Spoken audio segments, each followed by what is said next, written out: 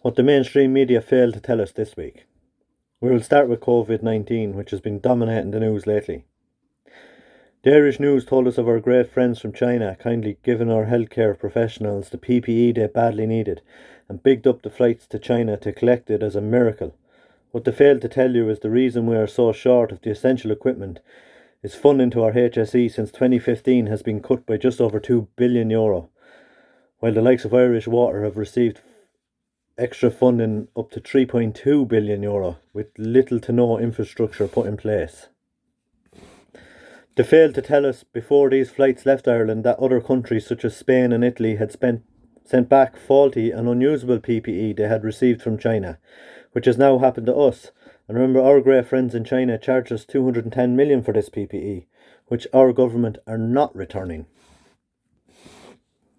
We'll stay with China for the time being, as a report from US intelligence agencies has found that China, with the help of the World Health Organization, have underreported total cases and deaths from the virus by as many as millions. The full number has yet to be released.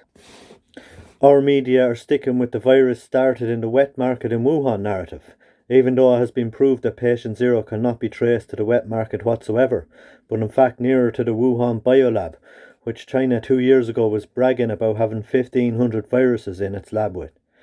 And this lab has connections to George Soros and Bill Gates. The female Dr. Ai Fen, who originally discovered the virus in Wuhan, first was suspended from work for raising concerns with a Chinese news outlet called People, and who gave a detailed interview last week on the cover-up, has now disappeared, just like many who go against the Chinese Communist Party.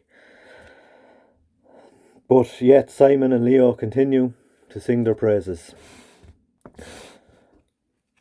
We will move on from China now, and we will go to the World Health Organization, which our health minister, HSE bosses and mainstream media seem to love, even though it's only 2 months ago since they told us COVID-19 was not transferable from human to human in an effort to please the Chinese Communist Party. Tedros Adhanom, the Director General of the World Health Organization, has no medical qualifications, a little like the college dropout that is Simon Harris. He has one of the most corrupt records as health minister anywhere in the world. From 2005 to 2012, he served as Ethiopia's health minister. While African countries around Ethiopia were having a cholera epidemic, Tedros managed not to have one in Ethiopia. Not by keeping it out of the country, but by changing its name to watery diarrhea syndrome. I kid you not. But not only this, it is well documented that he is responsible for at least 2 genocides within Ethiopia, and to this day is still a member of a listed terror organisation. Yet mainstream media, Simon Harris, Leo, and HSE bosses sing his praises. Dr. Mick Ryan of WHO, the World Health Organization, attended Event 201 in New York in October. For those of you who don't know what this was, it was an event created and run by the Bill and Melinda Gates Foundation, which simulated a coronavirus pandemic that killed 65 million people worldwide and was widely published at the time. The mainstream media forget to mention, when praising and publishing stories on Bill Gates and his work to find a vaccine, that only a few months ago he was in the news for another reason: his close relationship with Jeffrey Epstein, even after his conviction in 2015, and his numerous trips to the island on Epstein's jet. This week the media has also failed to tell us that the 5G rollout has been sped up and installers are working around the clock during this lockdown. No social distancing or PPE. In fact, mainstream media don't mention much about 5G, only it's the next step up from 4G. Well, in fact, that's false.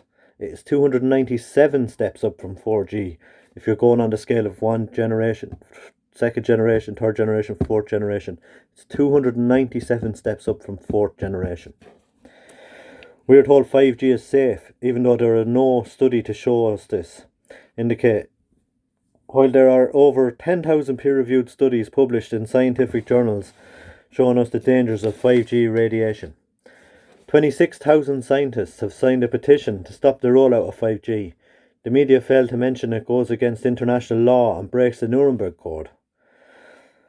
People in the UK, Liverpool, Birmingham and Belfast have started to burn these masts and monopoles. The media have tried to counteract it by saying it's because of a conspiracy that 5G causes COVID-19.